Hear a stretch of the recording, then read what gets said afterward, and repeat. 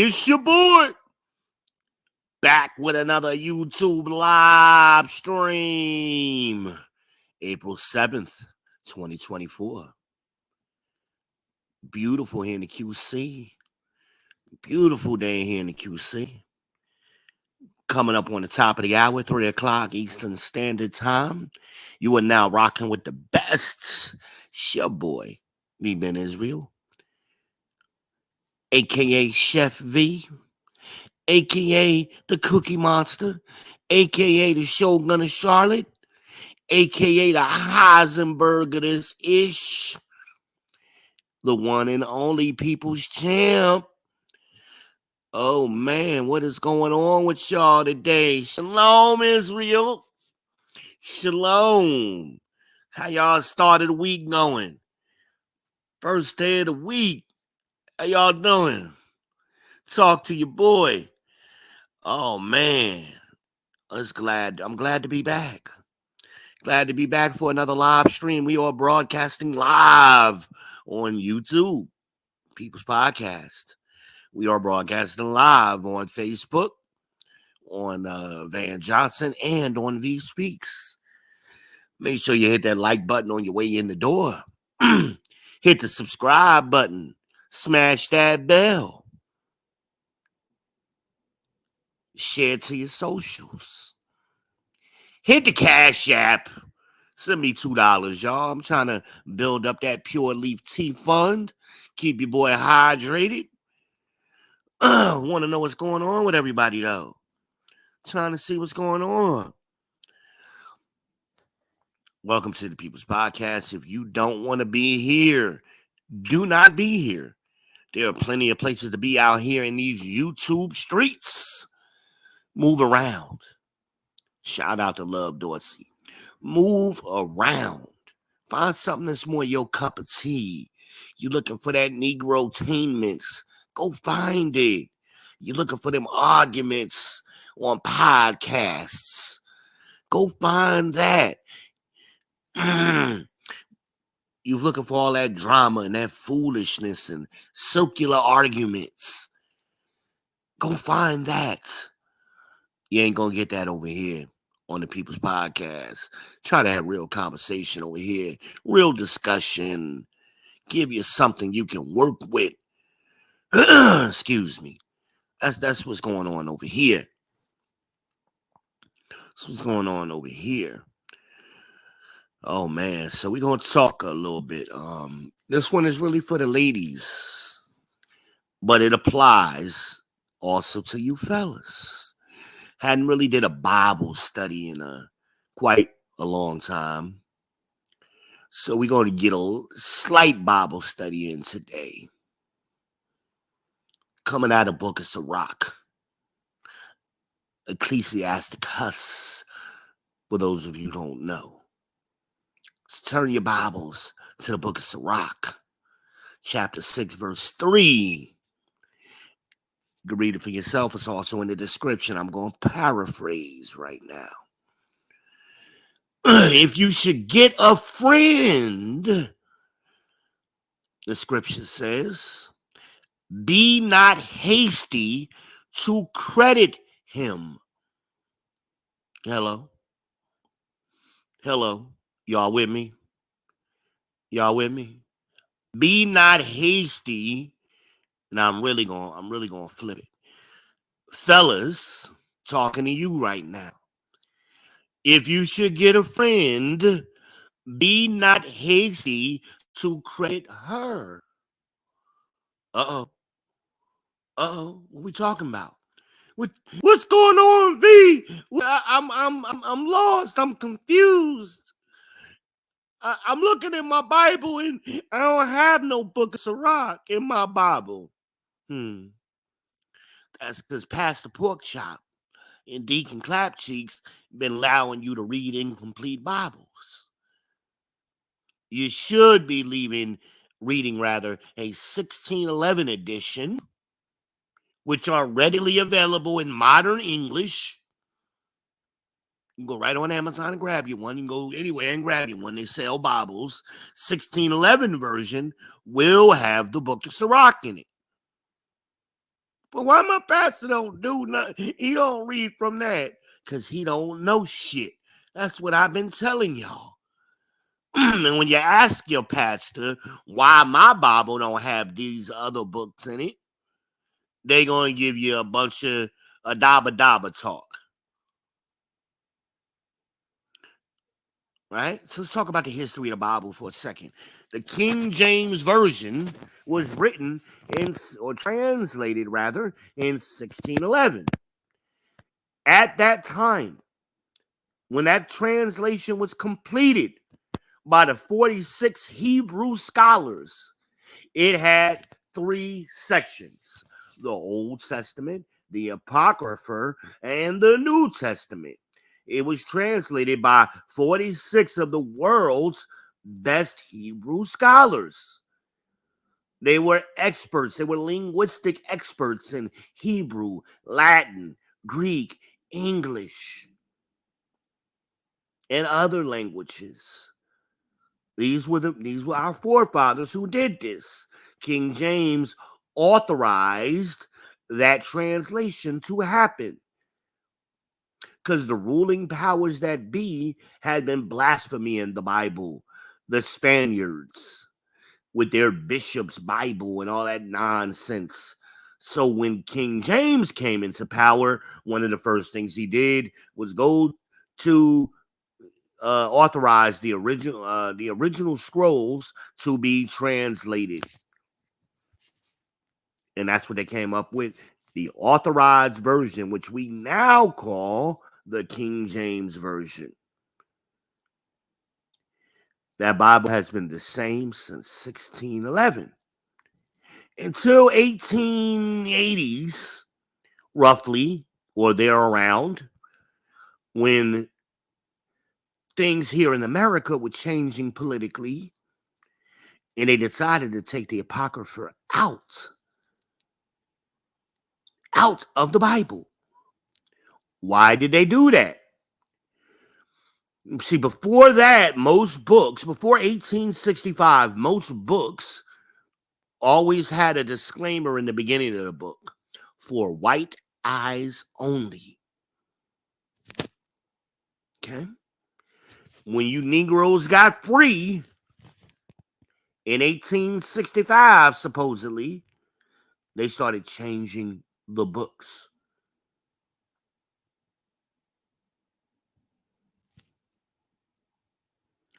That's one of the proverbs that the Bible warned us we would be known by. Right? Deuteronomy chapter 28 warns us you will be known by a byword and a proverb. A proverb is a wise saying. What is the wise saying that applies here, ladies and gentlemen? If you want to hide something from a nigga, put it in a book. Everybody around the world knows that because you Negroes don't read. And you don't know what you're reading when you do read.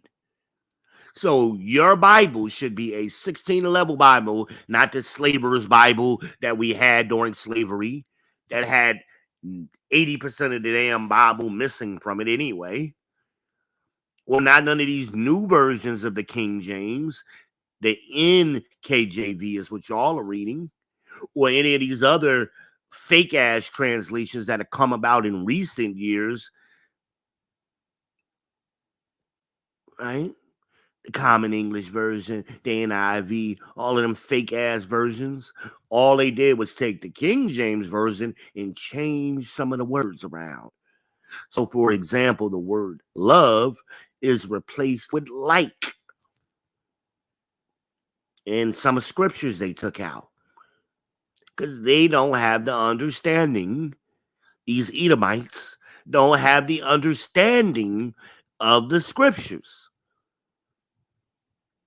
So, the book of Sirach, chapter 6, verse 3. If you should find a friend, prove him first. Meaning you got to vet him. Who is this man that I'm interested in? Meaning you got to pay attention beyond what he looks like. Ladies, you have trouble with that.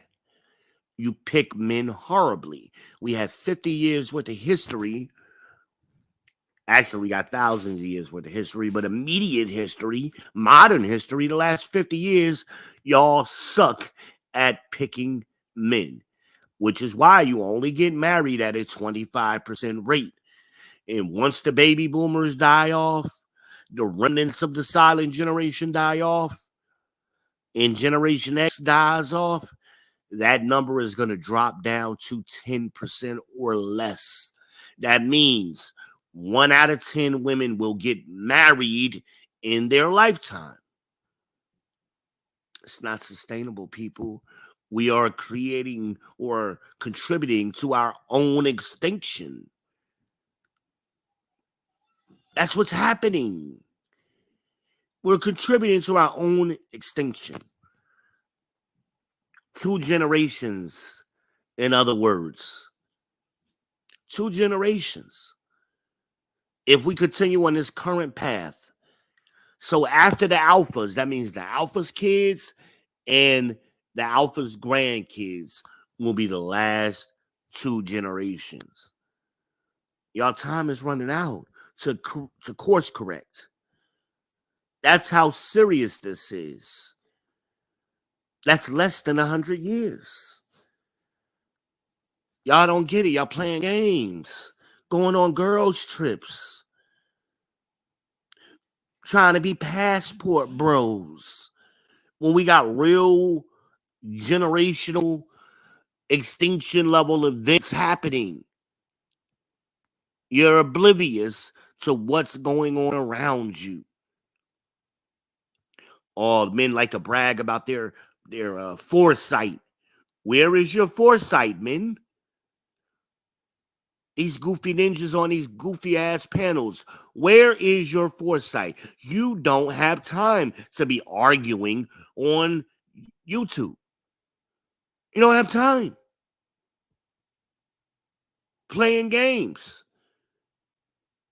Collecting bounties on people, you are putting a bounty on somebody you don't want to hear what they got to say.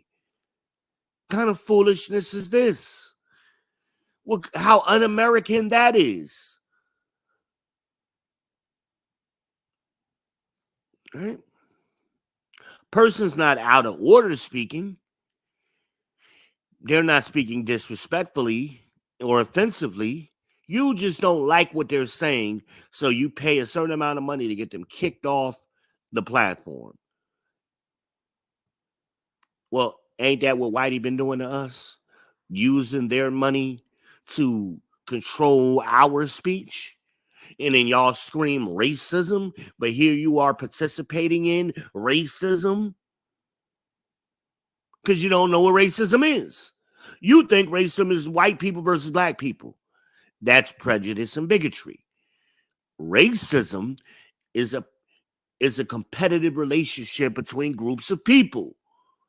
They're competing for wealth, power, and resources. A racist is a person who gets so much wealth, power, and resources they can force another to act against their will. You are participating in racism when y'all think it's a game when y'all play them bounty games. It's un-American and it's self-destructive.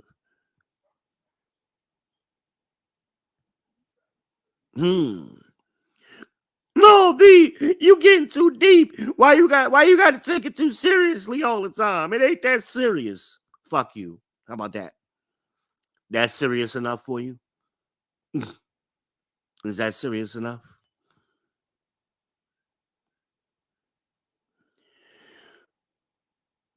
If you should get a friend, prove him first. First. Not later. Not after you done fucked him. Not after you done got infatuated with him. First. First thing you should be doing. What's his credentials? What's his resume?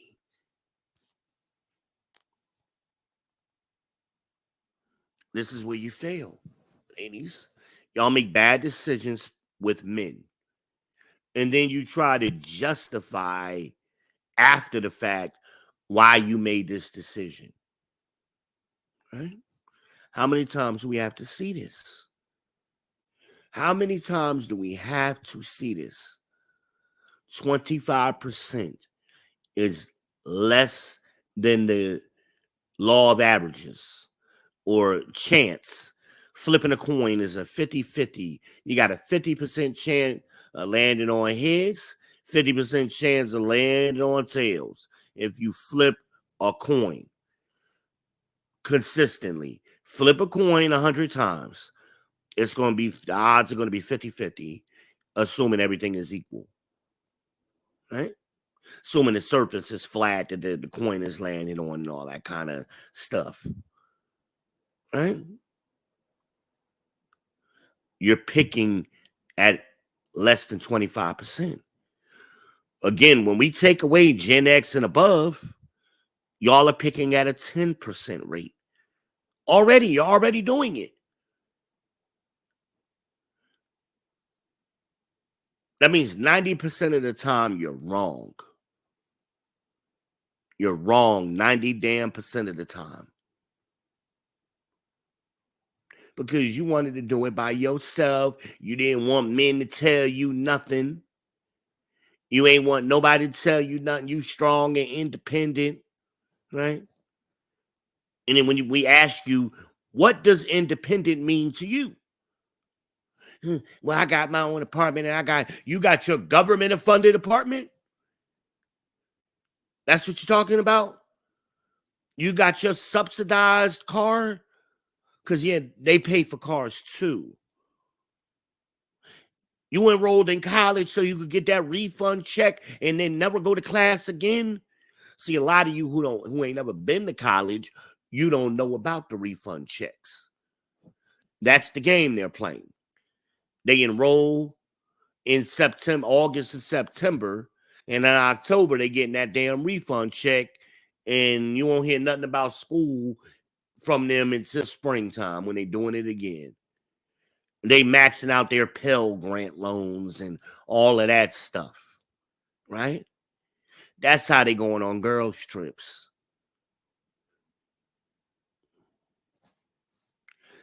This is an old game. It's not sustainable. And then they get out of school and now they 30-something years old and they got a ton of student loan debt eating at their backs, hanging on their back.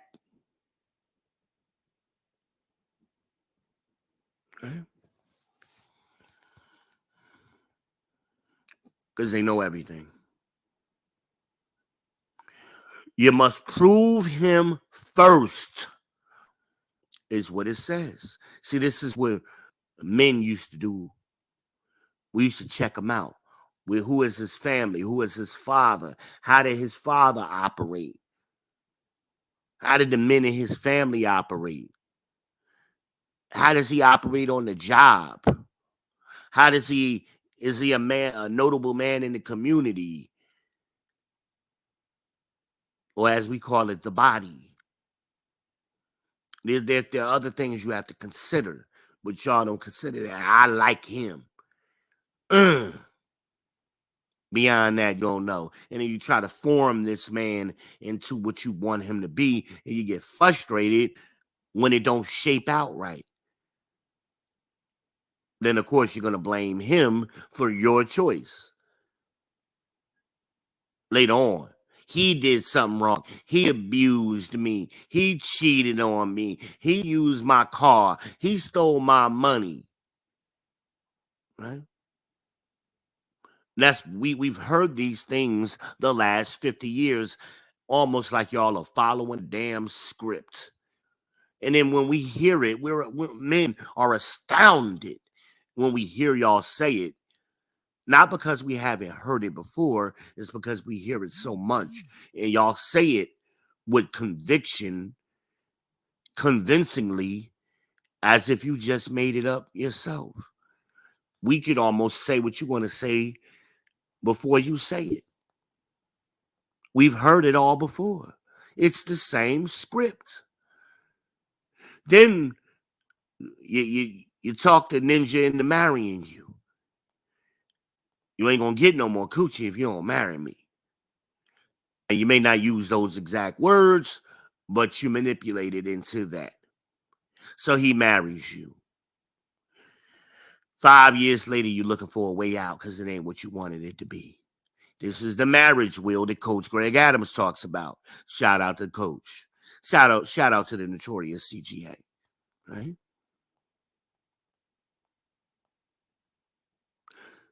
And then when you go down there to file for your divorce, 5 to 10 years into the marriage, you don't even have a reason.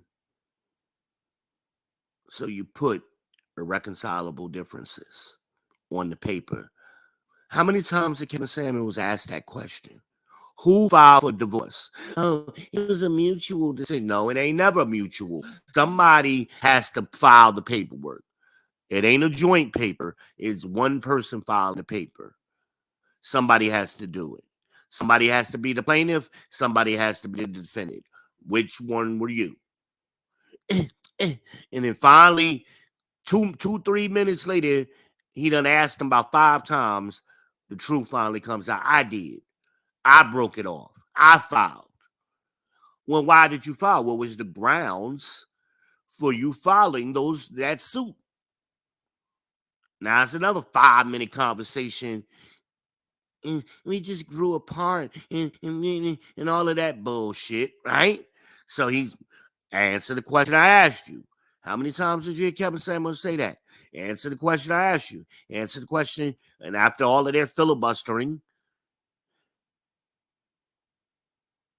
it comes out to be, I filed for irreconcilable differences. Wait a minute. I thought you said the man was cheating on you. Why didn't you put that on the paper? Oh, I thought he wasn't working or it was some kind of monetary problem. Why didn't you put that on the paper? Right? No, you put irreconcilable differences, which means what? I didn't like him no more. I just didn't like him no more, and I can't tell you why. Even me with my own situation in divorce. 2 different judges asked her on 2 different occasions. You don't believe me? You can ask Domina. She's in the chat.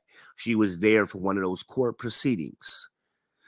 The judge asked her, the white man asked her, ma'am, what has he done wrong? Because I haven't heard a thing he's done wrong from your testimony. What has he done wrong? She never answered the question. Never answered the question. On 2 separate occasions. What she in fact said, because we were still married, remember, we hadn't gotten a divorce yet. We're going through the proceedings. He just mad. She blurted out in open court. He just mad I got a boyfriend. The black woman judge is like, wait a minute, what? And she had to go back through the paper. Ma'am, y'all are still married. Like, do you not know what you just did in open court? You're admitting the black lady had cornrows and everything. Ma'am, do you not realize what you just did? You're in open court and you're admitting to adultery in open court in front of a judge. She looked at my ex-wife like, bitch, are you stupid? Trying to be sassy, Fannie Willis, trying to be sassy, talking too much. They don't even realize what they saying. Smart asses, huh? My story ain't unique. Before my case got pulled up, we would hear a dozen cases sometimes. We heard this bullshit over and over and over and over. Unbelievable. I'm like, our tax dollars are paying for this foolishness. This shit shouldn't even make it to court. That shit should get thrown out. You know how much our tax dollars are going to waste for these court proceedings that these women are dragging men to unjustifiably?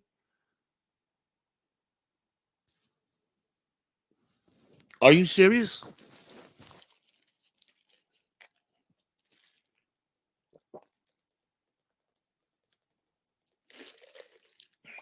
It's a drain on the system. It's a flipping drain on the system. Let me back up for a minute. Amanaz is in the chat. She says with her signature, hey y'all. And she also responded to what I asked. She said, true story. If you should get a friend, prove him first, Sirach 6:3 says. Do not be hasty to credit him. Did we not see this recently, y'all? Live within the past week, did we not watch a woman credit a man that she just met 3 months ago? Not only did she vouch for the man, she vouched for the nigga daddy. Really? Are you serious?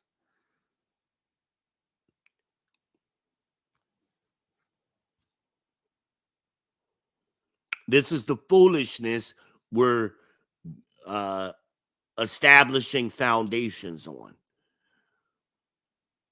A foolish man built his house upon the sand. That's what y'all are doing. You're building your foundations and they're not sturdy. They're not on solid ground. They're on sand. And you're wondering why your relationships aren't lasting. And every relationship is not supposed to last. Not saying that. But it's amazing when you go back 2 generations to the silent generation people. They were less educated than us, right? They didn't have access to the world's knowledge in their pockets. They didn't have YouTube. They didn't have all of these advancements, quote unquote, that we have today. And somehow they made better decisions in a fraction of the time that lasted a lifetime. How were they able to do it? I told the story recently about my Aunt Jean. She passed away last year. Her and my Uncle John were married 52 years, right? They met in the 70s, right? 72, 73, something I think it was. They were fresh out of the South. They met in New Jersey, in Newark, New Jersey. They dated for a short period of time. And a date for them was going to the Five and Dime, having a cup of coffee at the counter for lunch. That's what a date was. A 10-cent cup of coffee. That's what they considered dates back then. Maybe a burger at the diner. Those were dates. So they dated for a short period. Actually, they didn't date. They courted. So what happened was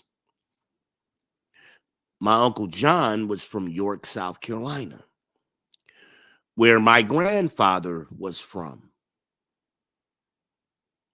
My grandmother and my grandfather had moved to New Jersey. They migrated to New Jersey first.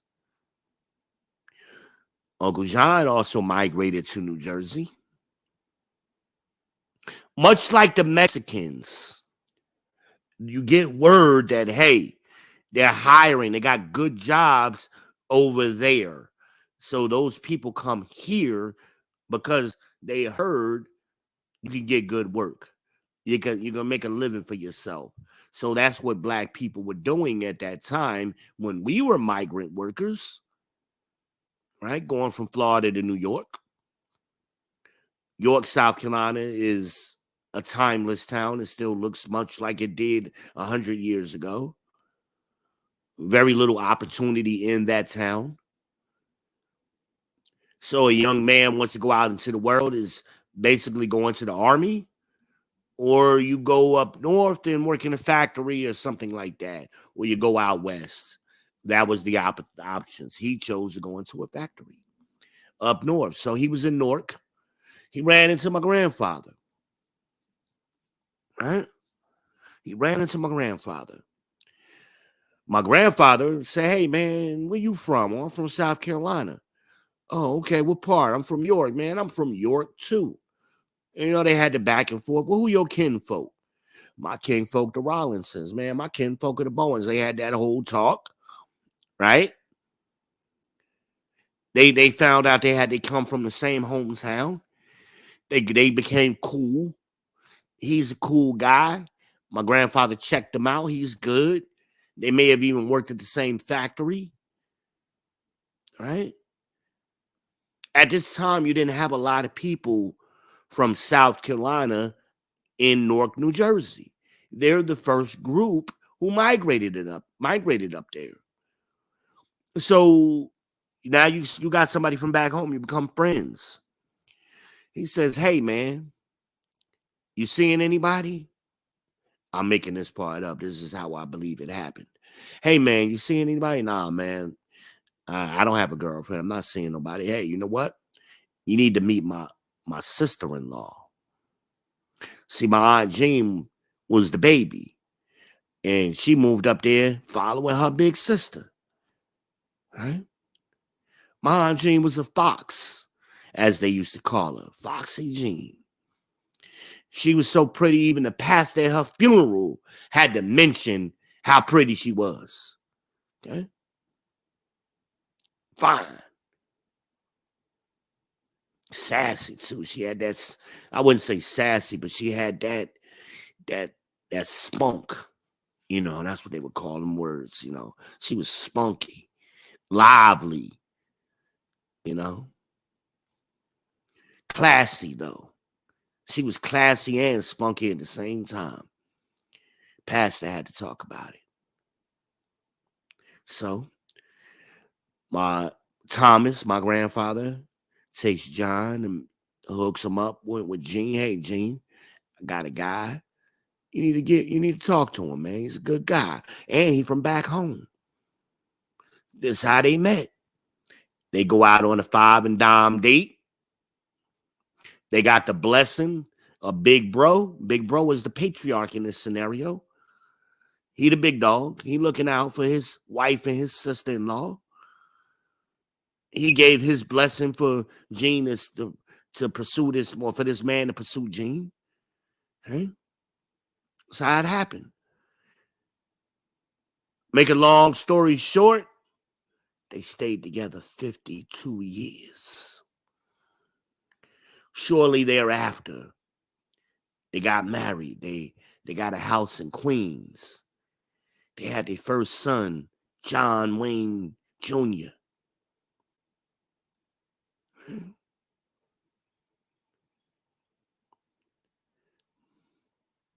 We call him Wayne. They had Tony or Anthony Rawlings. That's the youngest son. We call him Tony, my big cousin. They raised those boys in Queens. They gentrified what had been previously a white neighborhood. Beautiful brick house. Had some of the most memorable cookouts of my lifetime in Queens at that house. They got jobs in, LaGuardia Airport, where my aunt retired from. My uncle also retired from there as well, and another job. He actually retired from two jobs. That's a rare thing for a man to work two full-time jobs long enough to retire from them both. They stayed together 50 years. They came down south to retire. They went back home to York, South Carolina, and built the brick house there. Currently, where my cousin Wayne lives, they bought the house next door. They bought the house on both sides of them. John's sister lived there. Currently, my cousin Philip, Mike, we call him, lives there. On the other side, Tony lives. They own all three houses now. Wayne lives in my Aunt Jean's house, still taking care of Uncle John. Tony lives next door. 50 years. They had problems. They had ups and downs. But the key thing, Why this worked is because Aunt Jean was able to prove John Rawlingson. She was able to prove him first. And she did that proving through the courting process facilitated by my grandfather, Thomas. Y'all today want to do what you want to do, and that's why you wind up with Pookie and Ray Ray. Because first of all, y'all don't like real men. Y'all like these ninjas that you can maintain leverage over. You could tell him what you want to do, what he gonna do. Prove him first, the scripture says. Do not be hasty to credit him. Read the rest of it. I'm going to let y'all read the rest of that passage for yourself. You don't have a Bible that has the book of Sirach in it? Go to Google, type in Sirach 6 and 3 KJV. It'll pull up the scripture for you. You can read it. King James Version. Because it gives you a reason why you're supposed to do it this way. See, the Bible just don't tell you to do something and leave it up there in open air. It gives you a reason why you do it this way. Right? Prove him first. There's another scripture, the precept, that goes with that. See, precept must be upon precept, line upon line. A little bit here and a little bit there. That's how you get the understanding of the Bible according to Isaiah. See, the Bible gives you instructions.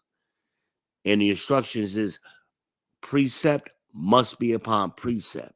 So what is the precept? I guess I should have put it in the description. But I'll go off the top of the head. I'll flow for you. The precept for it, ladies, is talking directly to you. Be continuously with a godly man. What is a godly man? A man who keeps the commandments. Not these past pork chop types, not these black church types. They ain't godly men. They don't keep the commandments. Be continuously with a godly man.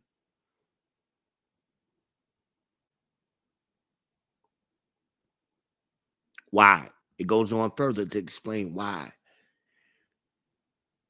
But see, I tell you, it always gives you an explanation. When you keep reading that, that's also in the book of Sirach, I believe. Or Esdras, one of the two. When you go on further to read that passage, it's going to tell you why, ladies. Because he will stay with you in times of trouble, and if thou shalt miscarry. He going to stay with you. He's not just in it for his own occasion. He's in it for you. He looking out for you. He ain't just in it for himself because he's trying to get some Gucci. He wants to build a life with you. He want Coochie too now. Make no mistake. All men want Coochie. I keep telling y'all ladies that. You just want sex. No, that's not a true statement. Does the man want sex? Yes. Is that all he wants? No. But sex is in the equation. That's how we are biologically wired. We're wired that way. And y'all want the sex too. Hell, y'all are having far more sex than the men are having today. That's a fact. But stop trying to shame a man because he has the same need you have. You both have sexual needs. At least he being honest about it. You're lying about yours. But your resume shows otherwise. Your resume shows otherwise. We see the trail of kids you got. That ain't because you don't like sex. You like sex a lot. I know a 31-year-old girl in the last 10 years. So from 21 to 31, she done had 7 kids with 6 different men. And still out here playing coochie games. So the new men, like Kevin always says, you want the new man to pay more than your children's fathers paid. They ain't have to pay nothing to get the coochie and for you to give them kids. But the new man got to pay more. And he got to pay for all of them other 7 kids to be in a relationship with you. Make it make sense, people. Again, I'm going to use the car analogy. That would be like you buying a car, right? A used car, but you got to pay the gas on the people who sold you the car. You got to pay gas on their new car while you driving the used car. Do that make sense? You ain't driving that old car. Or they want you, better yet, a better analogy is you buy a used car, but they want you to reimburse them for all of the gas that they put in it while they was driving it. Yeah, I'm gonna sell you this car for $3,000, but you got to also back pay the gas that I put in the car the whole time I've been driving it. You're gonna be looking at them people like, what? Why would I do that? That's what you ladies with all of these kids is asking a man to do. Even if you only got one child, you're asking the new man to do more than the old man. Remember Kevin would go into this analogy all the time? And those of you who actually watched Kevin, by the way, he would break this down all the time. What product on the market, he would ask, gains value with age and use? Think about that question. What product on the market becomes more valuable the longer you have it and the more you use it?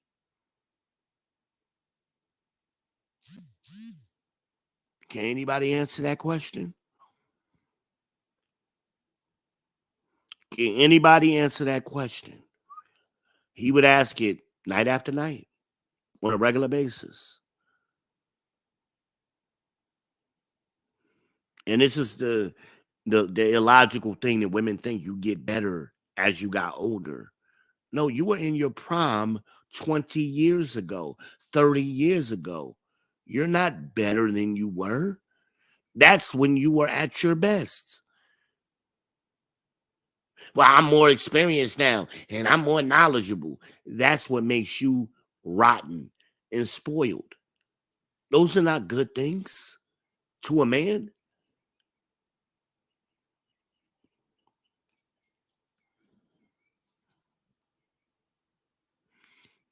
Yeah, outside of LeBron is the anomaly to that equation. You know, he is definitely proven the older he gets, this freak of nature, man.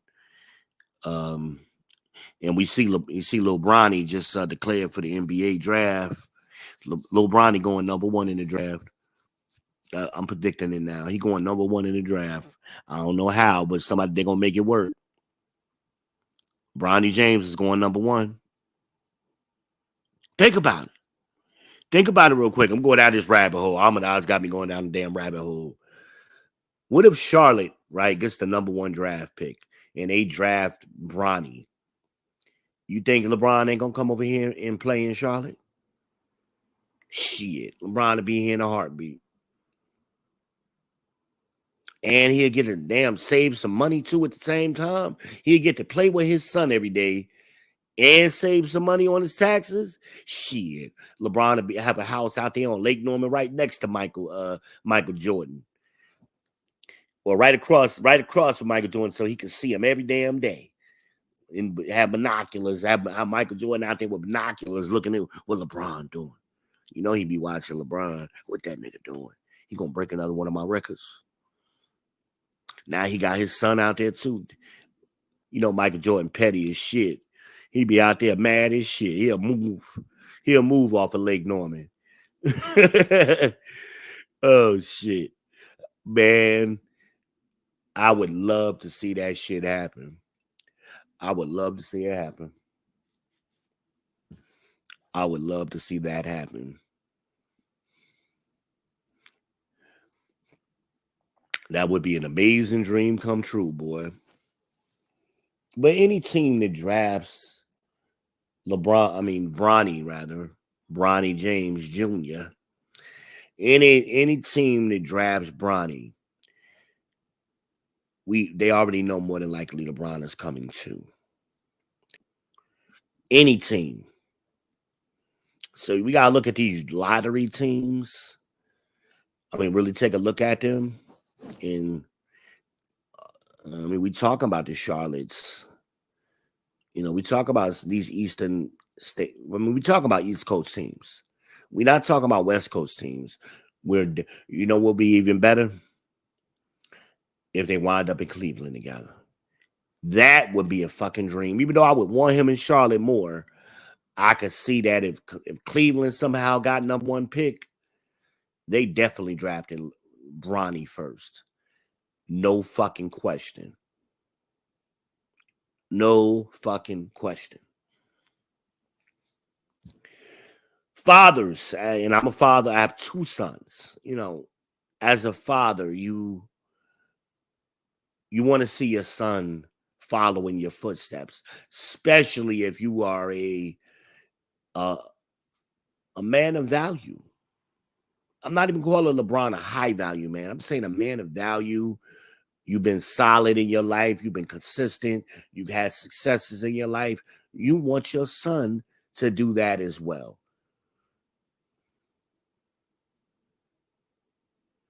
You don't want your son to be a disappointment, which a lot of the times actually happens. Sons disappoint fathers. They break our hearts.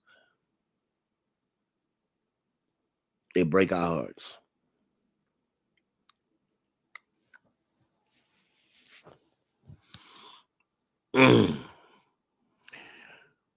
Prove him first, ladies. And this is unfortunately something you can't do by yourself. There's nothing wrong with getting help. You got a solid dude in your life, I hope. Or somebody solid in your life. Stay away from them single women. They're not solid. They can't help you pick.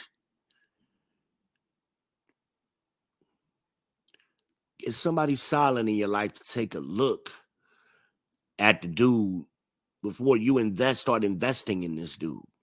Because see, once you start investing, you get to a certain point where what is that term business? Hold on, what's this?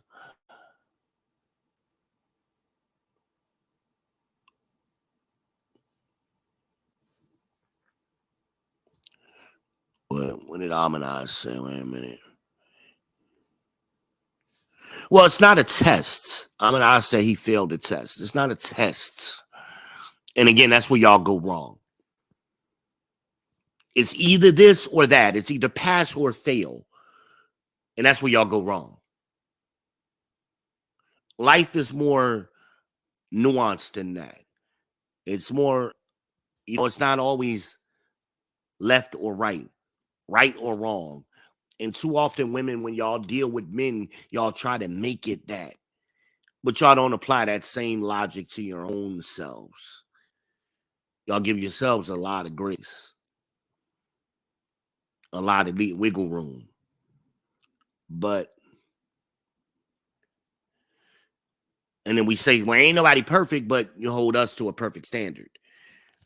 Or an impossible standard.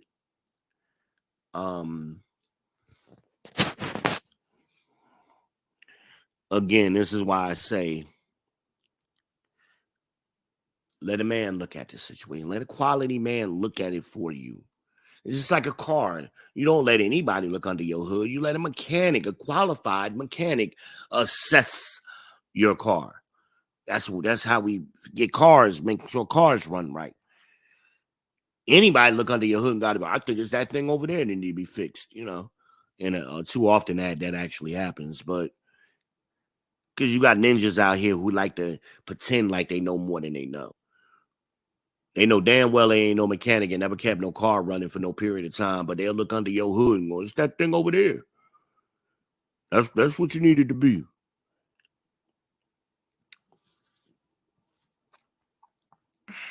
Right?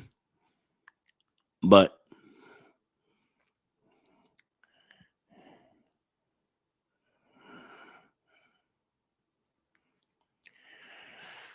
um you're gonna have problems in a relationship. You're not in a relationship until you overcome a problem. But that's when it becomes a cost benefit analysis scenario. Is the cost going just is the cost going to justify the benefits that I'm going to receive long term? There going to be problems. There going to be difficulties. You got to iron shit out. You got to come to understandings.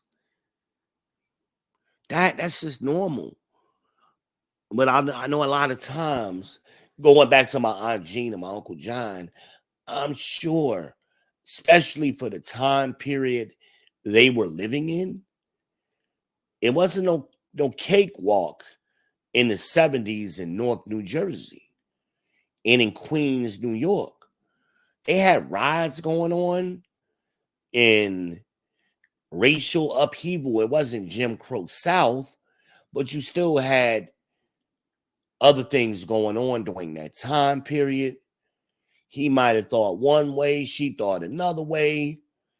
How to move through life. How we gonna get our finances together? And nobody had no real money back then. It was a struggle. It was a struggle. We didn't migrate out of the South into the North and immediately start buying houses. I know I asked my grandfather about that. Where did they live when they first got there? And he told me it was a woman from back home who had a boarding house up there in Newark. And she was sending word back home to the young men, hey, come up here. I'm going to put you in a house. I'm going to put you in a room. I'm going to point you to where the jobs are and get you going. Well, you got to, now you in the hole. You got to dig out, because once you start getting the paycheck coming in, you got to pay what you owe. You already owe. You had to pay for your trip up there. You might have had to borrow money to get up there. You got to pay the lady for the boarding house, the rent that she fronted you. She might have let you live 3 to 6 months without paying rent. You had to get a little bit of clothes, because you probably only came up there with the clothes on your back or a little bit of clothes and shoes. Especially coming out of York, South Carolina, and moving into Newark, New Jersey, and the New York Metro. You know, those guys dressed a certain way. You know, they were wearing the zoot suits, and, you know, they were dressing a little, you know, fashion was a little bit more important. So you got to get your fashion game up. You in a hole. You got this woman that this classy, foxy woman, remember? Aunt Jean. You want to be impressive to her, so you can't be taking her to this for $10 coffee every day. You got to step it up a little bit, and that gets expensive. And we ain't even talking about the differences of opinion people have. Well, what you think about this feminist movement and this and that, and the women had the right to, they had differences of opinion back then. Uncle John was an old country boy. He ain't know nothing about that. My Aunt Jane was very progressive. She might not have been a feminist, but I'm sure those conversations came up. They had to overcome that ideology, this new thought that was entering into the world. And they're in a new area. They had never been to New Jersey before. All they knew was the South. Aunt Jane was in Ruby. Uncle John was in York. They was in both two rural small towns. They didn't know nothing about the city. That's frustrating on its own. Hell, it's frustrating in modern times. In modern times, that's frustrating, right?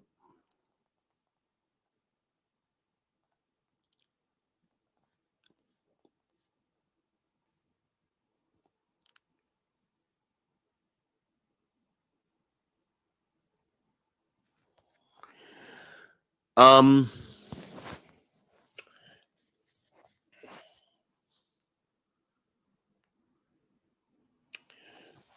I, some, hmm,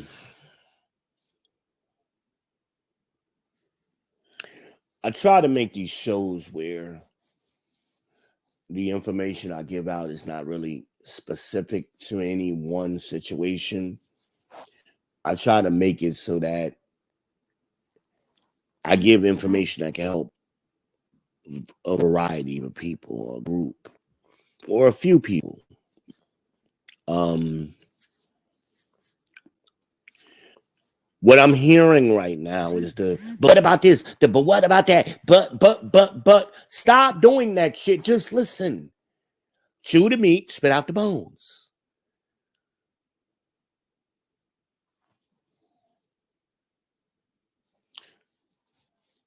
People often say, I dodged a bullet. But I never hear people say, I fucked up. I missed out. I never hear that. Because that's more likely what happened over a time period. There were opportunities you missed out on.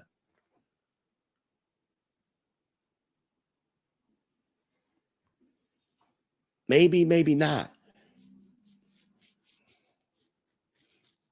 Again, you're going to have, especially in the very beginning of a relationship, it's not always smooth. And it's better that way. It's better to get that rough edges out, iron out in the beginning, and if therefore to be smoother later than for it to start out smooth and then the wrinkles come. That's a lot of times in modern times, that's really what's happening. The wrinkles come later. Um, and that usually tells me that the people weren't being genuine with each other up front. And that's why the wrinkles ultimately showed. Um, Sometimes I know I personally, I'll throw a wrinkle out there in the beginning just to see how the reaction gonna be, how they handle it. On purpose, I do it on purpose. Throw a wrinkle right out there in the beginning, little wrinkle, and they fall apart. Well, I know they was, if some real shit had happened, they wasn't gonna handle it, and that saved me from being invested a year, 2 years in with that person. You couldn't handle some basic shit. Is what I say to myself. Like, sometime it'd be the first phone call. I'll throw something out there just to see how they react to it. First phone call, and they crumble because they looking for perfection. It's kind of like buying a used car. You ain't expecting perfection. You drive a used car. Is it good enough to get me from A to B? Oh, that tire. I know I need to replace that tire. Okay, well, but otherwise, it's a solid car. You know, I need to wash it up real good. It got some blemishes on the paint, so I know I'm gonna need to buff this out. But other than that, it's a solid car. You buy a used car, very often is it gonna be, oh, it's perfect. People don't get rid of perfect cars. If the car was that good, you'd have never got rid of it. The previous owner would have never got rid of it. They would have just kept it. But you're gonna find some blemishes. We're not talking about new cars. We're talking about, hell, you even got blemishes on new cars. Shout out to Chicago Auto Pros. Chicago Auto Pros. One of my favorite YouTubers. They're also they do a lot of ceramic coating on vehicles, and they'll show you. They get brand new cars right from the dealership, and they'll show you all of the blemishes. I'm looking at the car like I don't see no blemishes, and they get up close and start showing you. Yeah, even new cars have blemishes, but Chicago Auto Pros, they on YouTube. Excellent content creators. Um,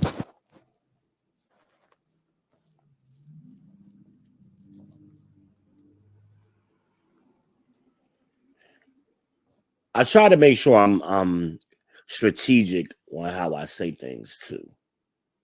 Um, Too often, ladies, and this is your feelings, and this is what men mean by your feelings. Y'all filter everything y'all hear through y'all emotions in your situations. Sometimes it ain't got nothing to do with you. Just listen to the story. This is the problem me and Red had the other day. I didn't have a problem with her. She developed a problem with me because I muted them both. Her and Lena were arguing, right? Nobody could understand what they were saying, right? I muted them both, and I explained, "Hey, I had to mute y'all because y'all are making it so nobody can hear y'all." Some kind of way she turned that into a personal attack against her. She texted me, "Nigga, you got the audacity to mute me." That's what she said. It wasn't about her personally. It was about the show and people understanding. Nobody wants to see two people sit there and argue. Nobody understands. But at the same time, nobody understands what's happening. And we supposed to be having a conversation in a show. Yeah. But that turned in, she internalized it. She made it personal. It's about her. She's intelligent. Y'all heard her talk. She ain't stupid. You're not mature enough to understand why I muted you and her. And then I explained it, but she dropped off in the middle of me explaining. At the time, the podcast is up on the channel. Anybody can go right to that and hear what I said. I didn't pick on her. I didn't single her out, but she made it personal. She got in her feelings. Somehow it was a personal attack against her. I ain't heard from her since, and we was talking multiple times a day. Ain't heard from her since. That's why relationships don't work. Because of that kind of stuff.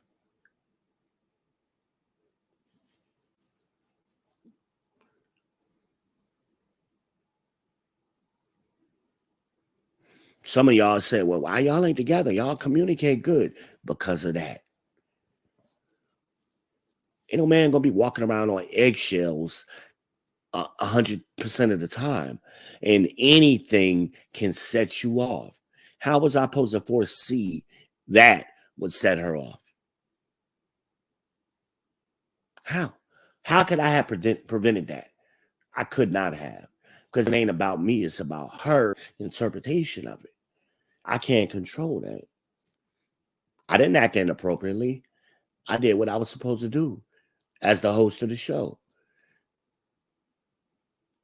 Host of the show, my number one audience. I got to look out for my audience, for the viewers, for the people, the millions and millions who are listening, who are trying to understand what the hell is happening. I got to make it make sense to everybody. But some kind of way, because I muted both of them, I had the nigga, you had the audacity to mute me. Y'all know me. She know me better. Why she think she gonna get special treatment? Have I ever given anybody special treatment? Was she entitled to special treatment on my show? No, everybody gets treated the same. It's the same rules. You can't overtalk each other. And you damn sure ain't gonna overtalk me. And they both were overtalking me. I tried to calm them down. So I had to restore order.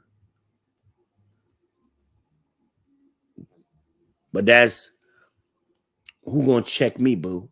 Attitude. Who gonna check me, boo? That's that attitude. Well, on the People's Podcast, the People's Champ is gonna check you. That's who's gonna check you. Okay?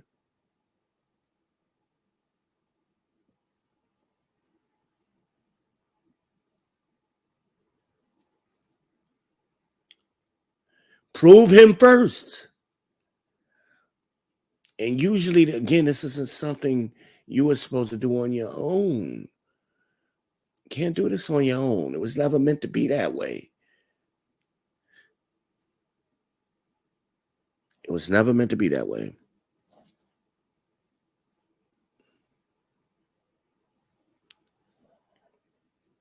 And is it that serious? The things that you're finding wrong, is it really that serious? I think sometimes we make things more serious and get invested, emotionally invested in it beyond what this situation really calls for. Again, was it necessary for her to storm off of the show and to text me later? Nigga, you had the audacity. Was that necessary? Because she not had hit me back and be like, hey man, why you mute me like that? And we had to just have a conversation about it. And then I could explain, hey, I muted both of y'all because I was trying to get control. Could we not have done it that way? I'm using this as an example. I like to use me as an example so people don't think I'm picking on them all the time. You know? Could we not have handled it that way? But that's a macro what happens broader in the Black community. We overreact to stuff. You know? We overreact. And it's always an offense. Somebody personally hurt me. We all go through individual shit. Maybe somebody was having a bad day. Maybe I was having a bad day. Maybe I was going through some shit. And maybe I was a little hasty too. I don't think I was, but let's say I was. I was a little hasty to mute them both. I should let them go on for another 10 minutes. Right? Maybe I'm hasty. I don't think nobody agrees with that, but I'm just saying. Maybe I'm having a bad day. Maybe they both individually were having bad days. It had nothing to do with what was going on with the show. And maybe I didn't consider that. Maybe this woman that you're trying to interact with had a bad day herself. We don't give each other enough leeway, is what I'm saying. For us who ain't nobody perfect, we always expect perfection at all times. And if you make a mistake, that's the end of it. I'm going to forgive you, but I'm never going to talk to you again, kind of shit. Well, you really ain't forgive me, did you? You understood, you're admitting, you made a mistake, or it was this, it was that, it wasn't that big a deal, but I ain't going to talk to you no more. We can never move forward now because you can't forgive. You're not forgiving. How many times have we seen that? How many times?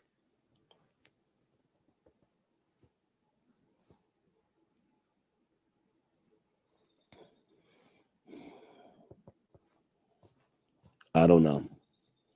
Prove him first. The proving, that's the vetting. That's the courting.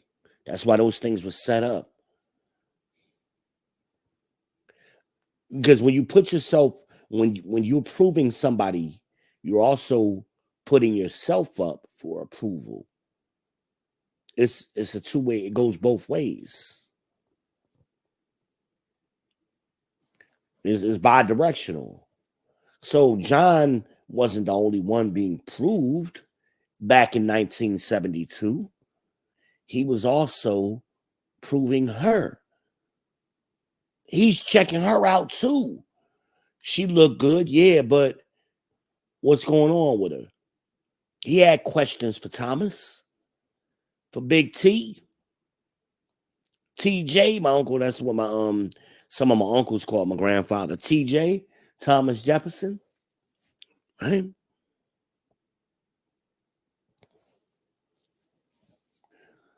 So T, what's up with your sister, man? What's going on with her, man? My auntie was sassy sometimes. And you just getting to know somebody, you may never met nobody like that, you know.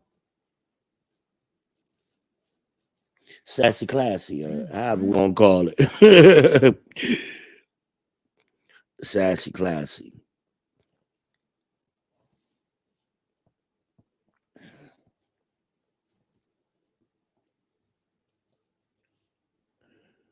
He was vetting her too. He looked at her sister, he looked at my grandmother, seen my grandmother was had a certain behavior, right? And how they operated. He's seen how my grandmother operated with my grandfather. He paid attention to all of that. You know, because the apples don't fall too far from the tree.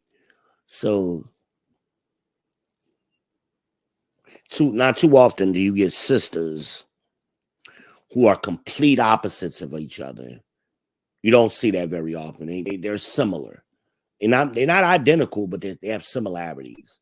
So you're seeing good things in the sister, how she operating with her husband. All right. Maybe they were raised to be wives by their mother. Okay. I like that. I like how they operate. They respect this woman respects her brother-in-law. I like that. He's checking her out too. They checking each other out. They're proving each other.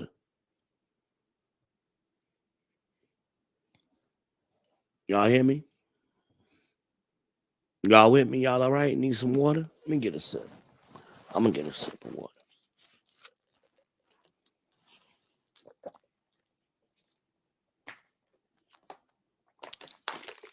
All right. That was good. Yeah. Uh-oh.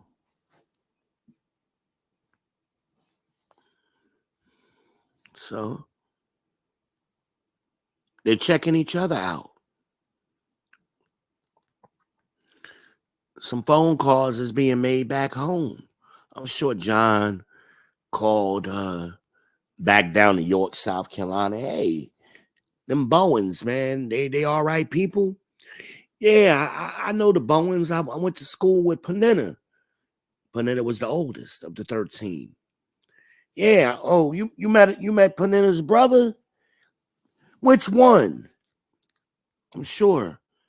And somebody gave some cosign, signed off on this.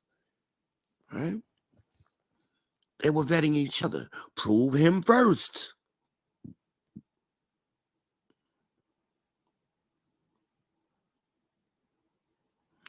Don't be hasty, God says. Don't be hasty. Because why? Why is he telling you not to be hasty? Because he knows how he made us.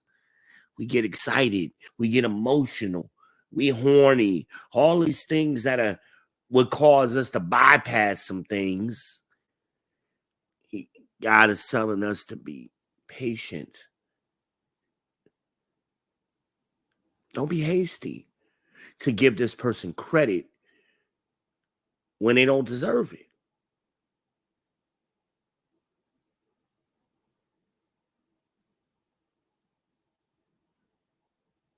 Then you don't have to come up on the people's podcast trying to defend this dude, him, because you were hasty. Hello. Talking to a specific person. See, I get accused of saying low-key things. Now I'm talking to a specific person. You know who you are. Yes, I'm talking to you right now. You were hasty in December to credit him. Now, a couple of months later, you're up on a people's podcast trying to defend him from his foolishness. See, had you proved him first, you wouldn't have been in that situation. See how that works? That's why God said that. They don't teach you this in church. They just co-sign your foolishness in today's black church. Prove him first.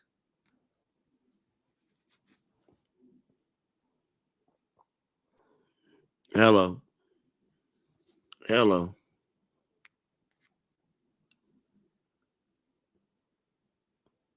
Maybe am I hitting on something, y'all? Some of you finding some value in what I'm saying? Or am I just talking shit? Am I just talking to be talking?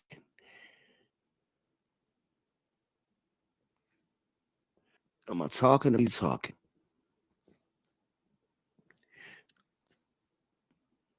I'm trying to help, and is what I'm trying to do. Sometimes sometimes you don't have an understanding, or somebody else may have an understanding you don't have. So I'm trying to share that understanding of this scripture in Sirach 6:3. Don't be hasty to credit him. Now, that don't mean you gotta wait a year. Ain't see that's what women like to do. Y'all, well, how long? You always want to defend it, but. Remember what I said? Gene and John were married in less than 6 months. In less than 6 months, they got married.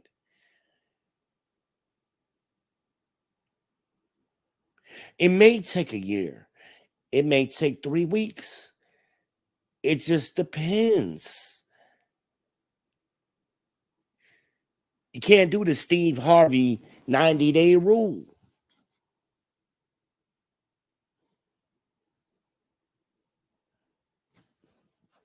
There's a lot of intangibles in there that can't be measured by time. But again, this was the norm back in 1970 and earlier. People didn't take years, months and months and months to decide to make something work, because the goal was to make it work. But today's world, the goal is I want to make myself happy.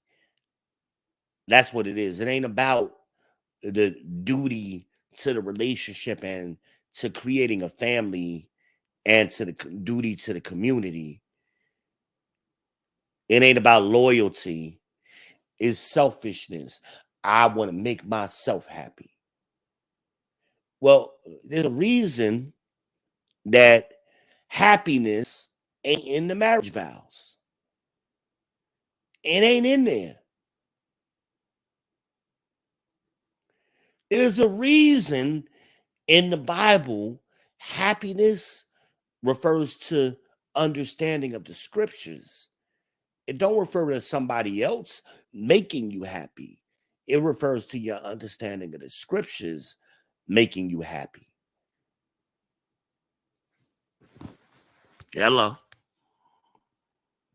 See, happy is like a drug. It's a temporary fix. It's not continuous. You don't exist in a state of happiness continuously. Nobody does. Nobody does. Not even God. But for some reason, Cosmopolitan magazine and some of these other powers that be started shipping this or packaging this idea of happiness to women in the 50s and 60s. And then today is so ingrained in your heads, you're supposed to be happy and he supposed to make me happy. And you wonder why relationships fail. You should be a happy person before you meet somebody else.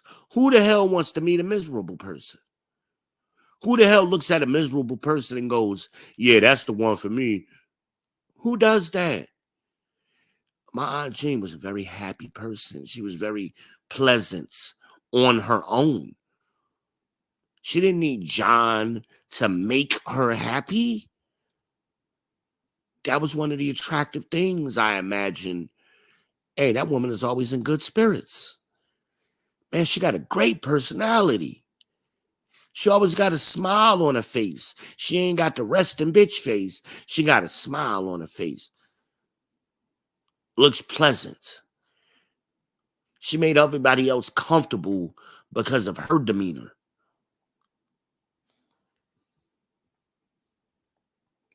Don't nobody look at no miserable scowl face. And I think about my sister Ivory, always scowling. That's why she ain't got no man. And ain't never had one for no long period of time. 30-something years old. Heading towards the danger zone. Well, she in the danger zone. She heading towards no man's land. Can't tell her nothing. Scowl on her face.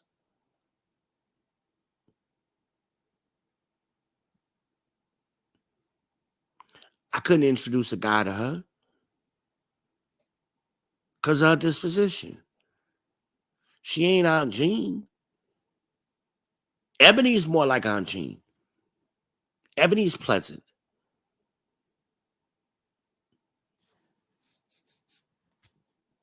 But their names ain't just opposite of one another. Their personalities are.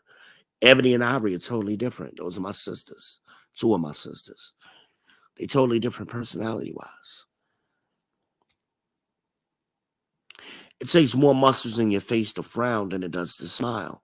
And I don't think a lot of people realize that. You spend so much time frowning, those muscles you're exercising, it shapes how your face is. So even when you ain't trying to frown, you are frowning. You're not pleasant. It seems forced. Every time Ivy speaks, trying to be a nice person, it seems unnatural for her. Can't tell her nothing.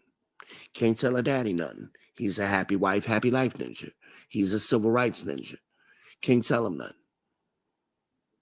When you're dead and gone, what legacy have you left your daughters? Nothing. But it ain't nobody else's job to make you happy. It's temporary. Vanilla ice cream with rainbow sprinkles makes me very happy while I'm eating it.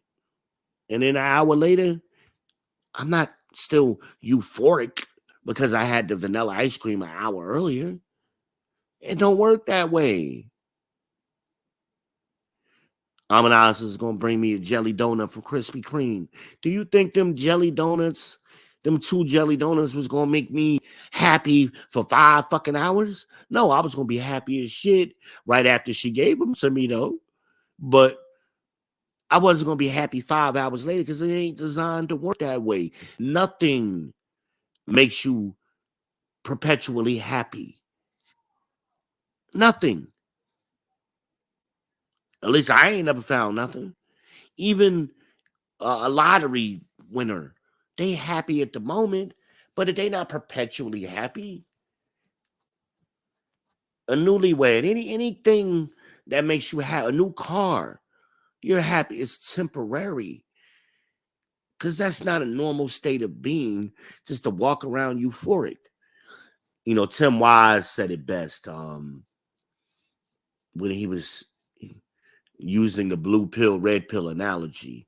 He says these people are walking, it's like they're walking around with a blue pill IV drip. They're just constantly in denial of reality. And that's what it's like. Y'all think happy is something you can hook up to an IV and just constantly drip slowly into your blood constantly. That's not normal. It's not normal. So why are you putting that on a person you just met or anybody?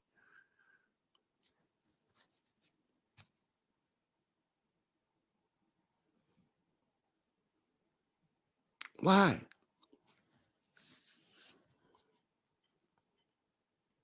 Unbelievable. If you should get a friend, prove him first.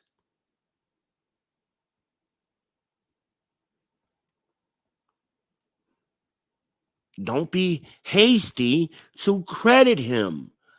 Don't be hasty. Seek counsel. That's throughout the Bible. Seek counsel. Wise men seek counsel. That's what it's referring to. It tells you who to get that counsel from. Be continuously around godly men. If you're around godly men, who else would you get counsel from but those godly men?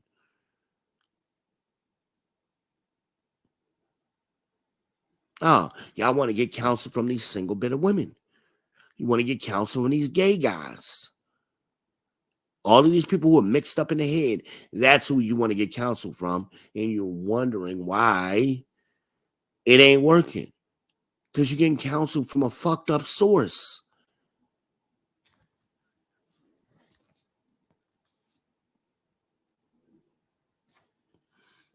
You're going to get counsel from somebody you know ain't right in the head. You think being a tranny or being gay is normal? Or that ain't normal? Something is wrong. You're abnormal at that point.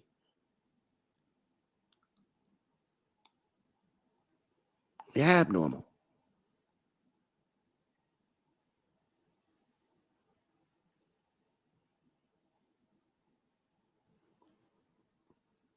Well, I think I beat that enough. If you're watching this on the replay, hit the like button. Those count. Hit the subscribe button. Those definitely count. They're all free. Share it to your socials. Subscribe. Smash the bell. Hit the Cash App. Support the Pure Leaf Tea Fund. And stay tuned. Stay tuned.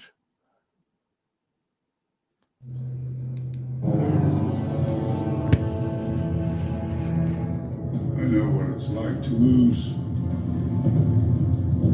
Feel so desperately that you're right. Yet to fail, nonetheless.